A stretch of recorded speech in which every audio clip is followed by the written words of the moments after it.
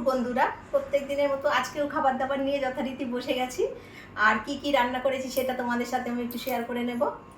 আমি তো ভাতটা বাড়ি, আমার কর্তামশাইয়ের খুব খিদে পেয়ে গেছে, এই ভাত করেছি।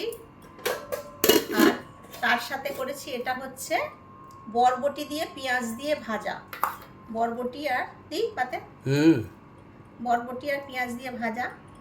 আর এটা হচ্ছে মাছের ডিমের বড়া, কাতলা মাছের ডিমের বড়া, পেঁয়াজ দিয়ে কাঁচা লঙ্কা দিয়ে রসুন পেঁয়াজ আদা সবকিছু দিয়েই করেছি, চালের গুঁড়ো দিয়ে আরে দিয়ে। আচ্ছা। আর এখানে আছে ও থোর ভাজাটা করে ফেলেছো আজকে? হ্যাঁ করে ফেলেছি। বাহ, থোর ভাজা কতদিন আর রাখবো। আচ্ছা থোর ভাজা করেছি, ঠিক আছে। থোর ভাজা একটু দিই সাথে। হুম থোর ভাজা তো সবাই খেতে খুব ভালোবাসে, আর এটা খুব আয়রন যুক্ত খাবার, এমনি খাওয়া উচিত সবার। থোর ভাজা। ডাল করনি? ডাল না, ডাল কালকে তো কালকের ইয়ে ডাল, লাউ শাকের ডালটা রয়েছে।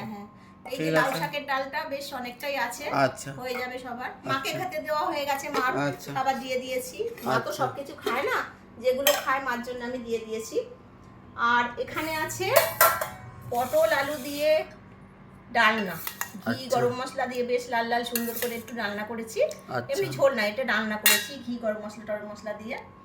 আর আজকে এটা কি সেরকম কিছু না, একটুখানি ডাল পড়েছিল ওইটা, এটা কিছু না। ঠিক আছে বন্ধুরা, আমার এটাই হচ্ছে আজকের রান্না বান্না, এটাই আমরা খাবো দাবো। আর গরমে পারা যাচ্ছে না, যতটুকু পেরেছি অনেক রান্না করেছি। তোমরা বলো কেমন হয়েছে আমার রান্না, আর তোমরা ঠিক সময় মতো খেও, আর তোমরা খুব ভালো থেকো।